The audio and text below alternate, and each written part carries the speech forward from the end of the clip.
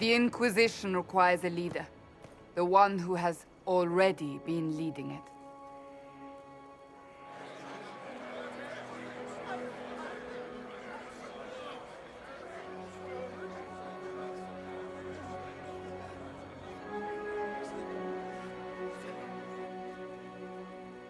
You.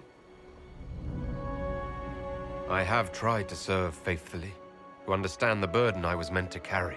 That is always a struggle. You're not sure about this? There's no faith without doubt. Yet I believe this is the only path before us. There would be no Inquisition without you. How it will serve, how you lead, that must be yours to decide.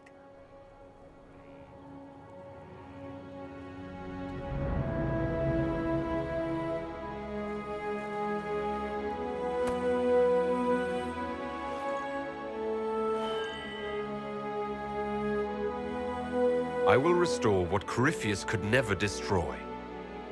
I am but a servant of the light. The Inquisition belongs to the faithful.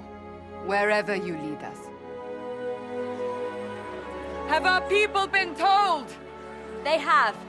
And soon, the world. Commander, will they follow? Inquisition, will you follow?